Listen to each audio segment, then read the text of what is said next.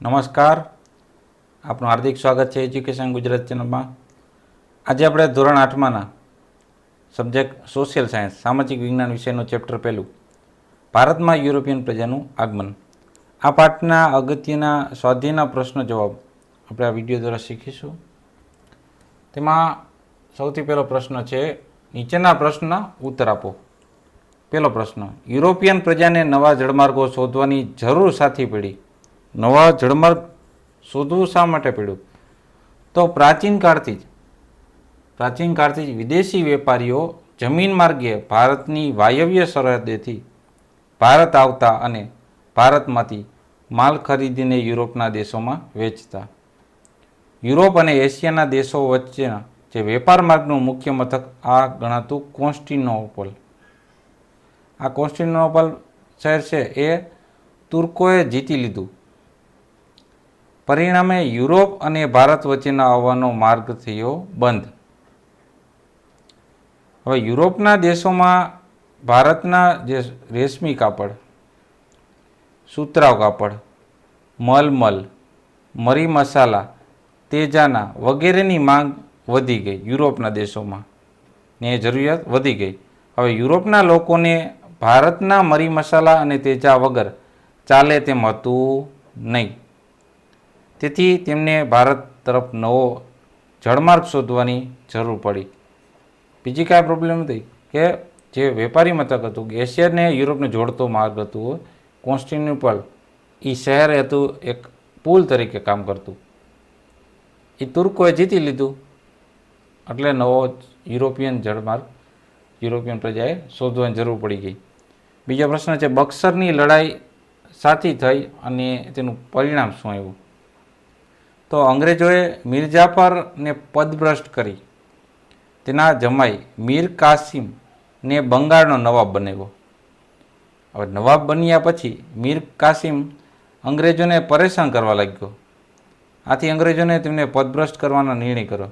હવે મીર કાસિમે અંગ્રેજો સામે યુદ્ધ કરવા માટે અયોધ્યાના નવાબ અને મુગલ બાદશાહ શાહ આલમ લશ્કરની મદદ લઈ સંયુક્ત સેનાની એક તૈયારી કરી દીધી.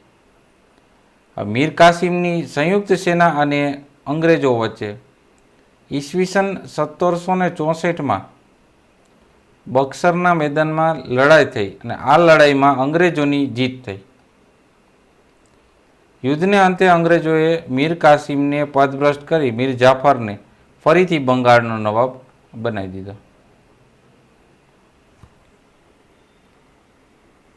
ત્રીજો પ્રશ્ન, બંગાળમાં પોર્ટુગીઝ સત્તાનો અંત કેવી રીતે આવ્યો? તો જવાબ છે, 17મી સદીની શરૂઆતમાં પોર્ટુગીઝોએ વેપાર માટે બંગાળમાં પગ પેસારો કર્યો. આથી જ બંગાળના સુબાઓએ પોર્ટુગીઝોની પ્રવૃત્તિઓ સામે મુગલ બાદશાહ શાહજહાંએ ફરિયાદ કરી. પણ શાહજહાંના ફરમાનથી પોર્ટુગીઝોની ઉગલીની કોઠી તોડી પાડવામાં આવી. કોના? શાહજહાંના ફરિયાદથી. અને તેમના વહાણો સળગાવી દેવામાં આવ્યા. આ રીતે બંગાળમાં પોર્ટુગીઝોના સત્તાનો અંત આવ્યો અને પોર્ટુગીઝની સત્તા ફક્ત દીવ, દમણ અને ગોવા પૂરતી મર્યાદિત રહી ગઈ. બંગાળમાંથી પોર્ટુગીઝોનો જે સત્તા હતી અંત આવ્યો. પ્રશ્ન બીજો છે, નીચેના પ્રશ્નનો ઉત્તર આપો. વાસ્કો દ ગામાનું જહાજ ભારત ક્યારે આવ્યું, કેવી રીતે? તો વાસ્કો દ ગામાનું જહાજ પોર્ટુગલના લિસ્બન બંદરેથી ઉપડીને આફ્રિકાની દક્ષિણે કેપ ઓફ ગુડ હોપનું, એટલે કેપ ઓફ ગુડ હોપ જગ્યા છે બરાબર, એ રીતના દક્ષિણે આવે છે આફ્રિકાની, એને ચક્કર લગાવીને આફ્રિકાના પૂર્વ કિનારે મલિંદી પહોંચ્યું અને ત્યાંથી થઈ હિન્દ મહાસાગરમાં આગળ વધતા મોહમ્મદ ઇબ્ન મજીદ નામના ખલાસીની મદદથી હિન્દ મહાસાગરમાં થઈને એ 22 મે 1498ના દિવસે ભારતના કાલિકટ બંદરે આ વાસ્કો દ ગામાનું જહાજ ભારત આવ્યું હતું. પ્રશ્ન ત્રીજો છે, નીચેના પ્રશ્નોના ઉત્તર 1-2 વાક્યમાં આપો. પહેલો પ્રશ્ન, પ્રાચીન સમયથી યુરોપના દેશોમાં ભારતની કઈ કઈ ચીજ વસ્તુઓની માંગ રહેતી? જવાબ છે, પ્રાચીન સમયથી યુરોપના દેશમાં રેશમી કાપડ, સુતરાવ કાપડ, મલમલ, મરી મસાલા, તેજાના વગેરે ભારતની ચીજવસ્તુઓની માંગ રહેતી. બીજો પ્રશ્ન, ભારત આવવાનો નવો જળમાર્ગ શોધવાનો સૌપ્રથમ પ્રયાસ કોણે કર્યો હતો? તો ભારત આવવાનો નવો જળમાર્ગ શોધવાનો સૌપ્રથમ પ્રયાસ ઇટલીના સાહસિક નાવિક ક્રિસ્ટોફર કોલંબસે કર્યો હતો. ત્રીજો પ્રશ્ન, આજે પણ અમેરિકાના મૂળ વતનીઓ અને ત્યાંના કિનારાના ટાપુઓ કયા નામે ઓળખાય છે?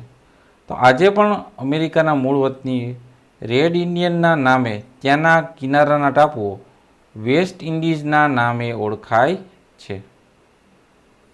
ચોથો પ્રશ્ન, ભારત આવવાનો નવો જળમાર્ગ કોણે શોધ્યો? તો ભારત આવવાનો નવો જળમાર્ગ પોર્ટુગલના સાહસિક નાવિક વાસ્કો દ ગામાએ શોધ્યો છે.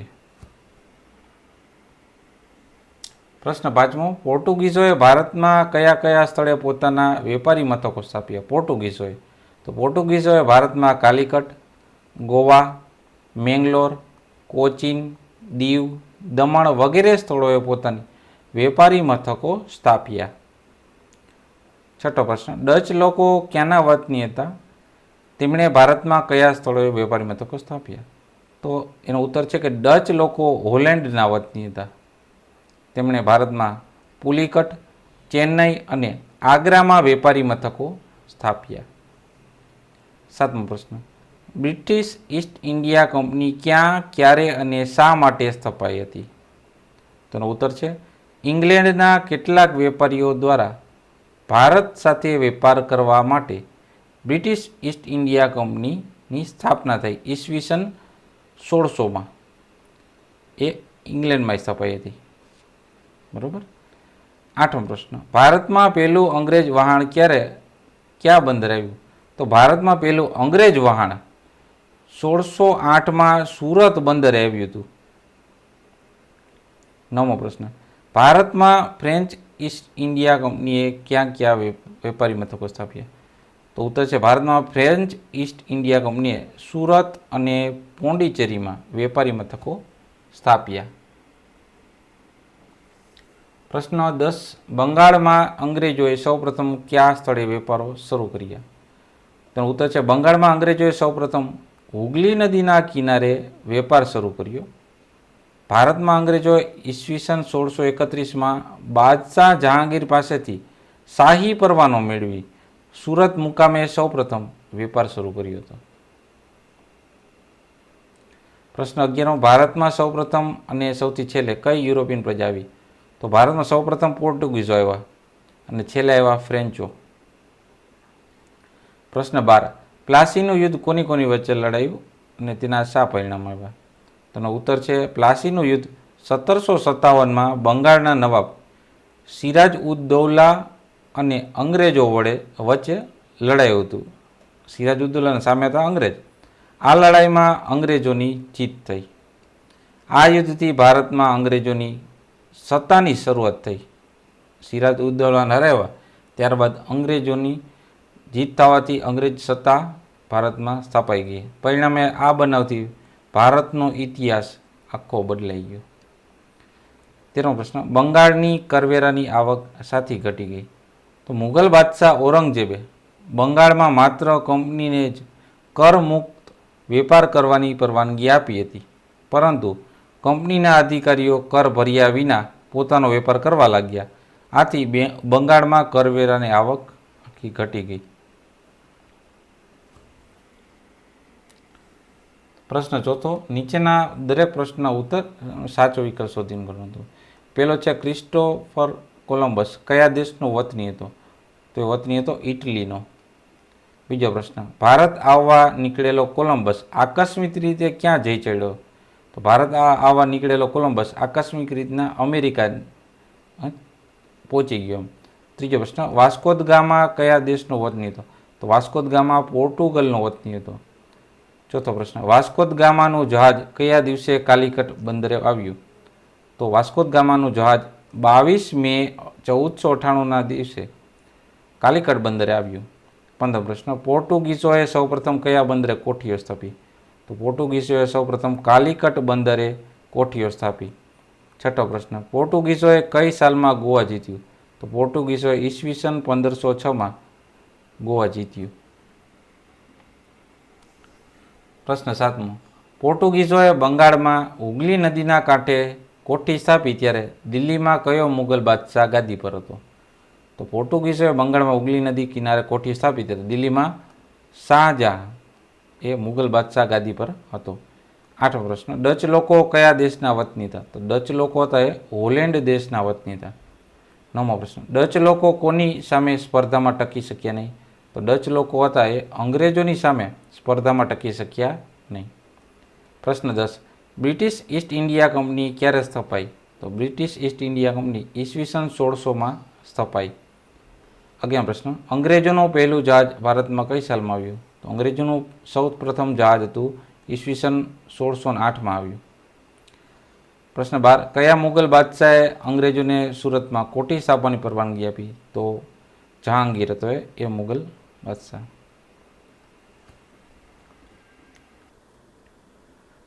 13મો પ્રશ્ન, કયા મુગલ બાદશાહે અંગ્રેજોને વેપારમાં બંગાળ કરવાની છૂટ આપી? તો શાહજહાંએ. 14મો પ્રશ્ન, ફ્રેન્ચ ઈસ્ટ ઇન્ડિયા કંપની ક્યારે સ્થપાઈ? તે સ્થપાઈ ઈસવીસન 1664માં. 15મો પ્રશ્ન, અંગ્રેજોએ સૌપ્રથમ કયા સ્થળે વેપાર કરવાની શરૂઆત કરી? તો અંગ્રેજોએ હુગલી નદી કાંઠે સૌપ્રથમ વેપાર કરવાની શરૂઆત કરી. 16મો પ્રશ્ન, અંગ્રેજોએ કયા મુગલ બાદશાહ પાસેથી કરવેરા આપ્યા વિના વેપાર કરવાની પરવાનગી મેળવી? તો ઔરંગઝેબ હતો જે મુગલ બાદશાહ એ વખતમાં, એની પાસેથી કરવેરા આપ્યા વિના જ વેપાર કરવાની પરવાનગી મેળવી લીધી અંગ્રેજોએ. 17મો પ્રશ્ન, પ્લાસીનું યુદ્ધ ક્યારે થયું? પ્લાસીનું યુદ્ધ ઈસવીસન 1757માં થયું. 18મો પ્રશ્ન, બંગાળનો નવાબ કોણ હતો? તો બંગાળનો નવાબ હતો સિરાજ ઉદ્દૌલા. પ્રશ્ન 19, બક્સરનું યુદ્ધ ક્યારે થયું? બક્સરનું યુદ્ધ થયું છે 1764માં.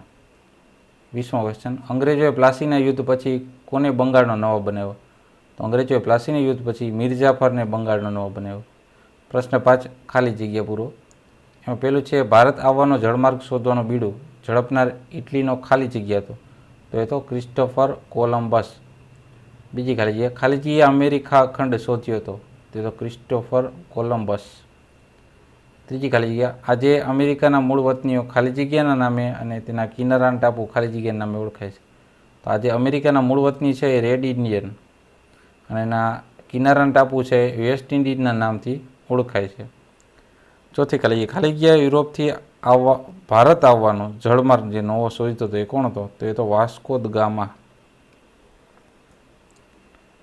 પાંચમી ખાલી જગ્યા, વાસ્કો દ ગામા સૌપ્રથમ ભારતના ખાલી જગ્યા બંદરે ઉતર્યો? તે તો કાલિકટ બંદર. છઠ્ઠી ખાલી જગ્યા, ઈસવીસન 1498માં કાલિકટમાં ખાલી જગ્યા નામના રાજાનું રાજ્ય હતું? તો એ તો જામોરીન રાજાનું રાજ્ય હતું કાલિકટ બંદરે. સાતમું છે, પોર્ટુગીઝોએ કાલિકટમાં કોઠી ફરતે કિલ્લો બાંધી ખાલી જગ્યા નામના સેનાપતિને તેનો રક્ષક નિમ્યો? તો અલ્બુકર્ક. આઠમી ખાલી, ઈસવીસન 1663માં ડચ લોકોએ ખાલી જગ્યામાં કોઠી સ્થાપી આગ્રામાં કોઠી. નવમી ખાલી જગ્યા, ભારતમાં સૌપ્રથમ આવનાર અંગ્રેજ વહાણનો કપ્તાન ખાલી જગ્યા હતો? તો હોકિન્સ.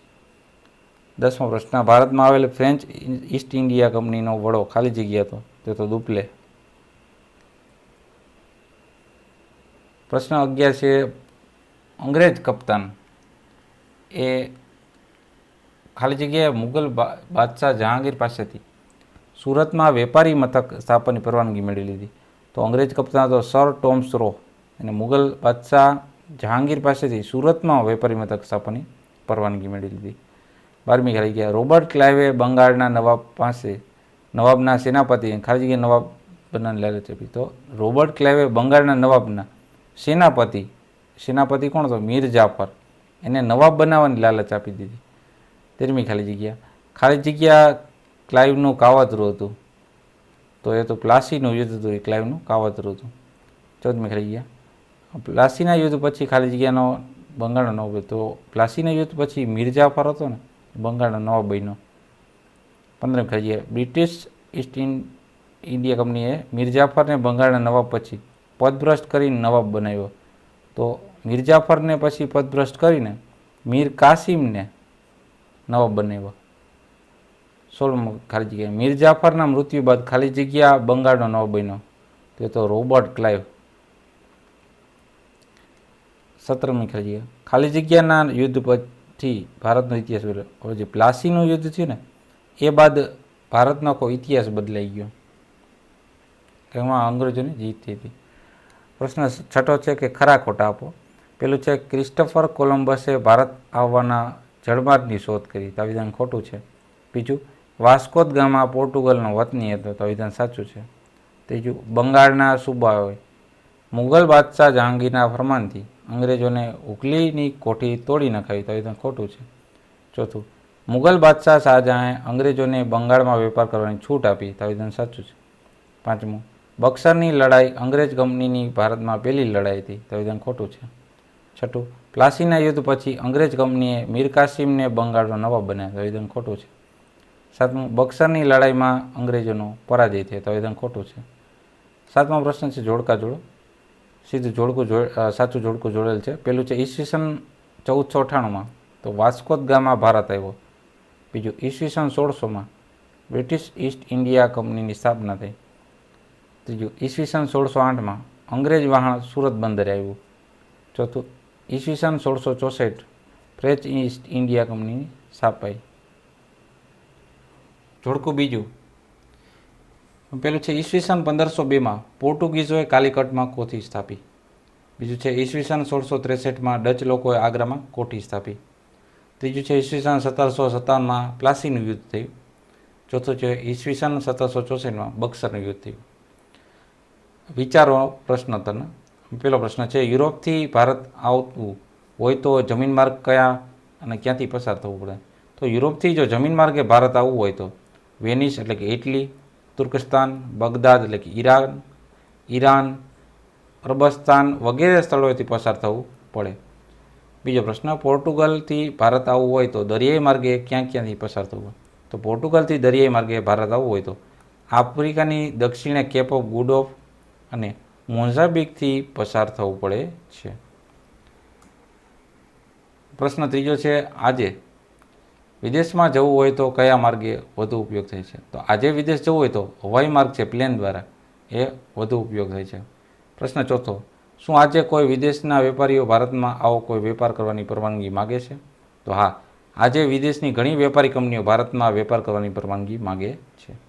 પ્રશ્ન 5મો, પ્લાસીના યુદ્ધમાં સિરાજ ઉદ્દૌલા જીત્યો હોય તો પ્લાસીના યુદ્ધમાં સિરાજ ઉદ્દૌલા જો જીત્યો હોત ને તો ભારતમાં અંગ્રેજોની સત્તાની શરૂઆત જ ન થઈ હોત અને પોતાના વેપારી મથકો ગુમાવેને કારણે અંગ્રેજોને ભારતમાંથી વિદાય થવાની ફરજ પડી હોત અને ભારત અંગ્રેજોમાં ગુલામ જ થાત નહીં જો સિરાજ ઉદ્દૌલા જીત્યો હતો. પ્રશ્ન 6, પ્લાસીનું યુદ્ધ અને સિરાજ ઉદ્દૌલાના મૃત્યુ અંગે જૂના અખબારોમાં અહેવાલ છપાયા કે તે પૈકી એક છાપું બ્રિટનથી અને એક છાપું પટનાથી પ્રગટ થયું હોત તો તે બંનેના છાપામાં હેડલાઇન શું હોત અને લખો. જો બ્રિટનથી છાપાની હેડલાઇન થઈ હોત તો હજારો માઇલ દૂર આપણો દેશ ભારતમાં એક સ્વતંત્ર પ્રદેશની માલિક બન્યો, એવું બ્રિટનમાં છપત. અને પટનામાં છાપામાં હેડલાઇન હોત બંગાળમાં સ્વદેશી શાસનનો અંત અને પરદેશી શાસનની શરૂઆત, એવી હેડલાઇન હોત. તો આ તો આપણે ધોરણ 8માંનો સોશિયલ સાયન્સ એટલે કે સામાજિક વિજ્ઞાન વિષયનું ચેપ્ટર પહેલું. જોતા રહો એજ્યુકેશન ગુજરાત ચેનલ અને શીખતા રહો. થેન્ક યુ, આભાર.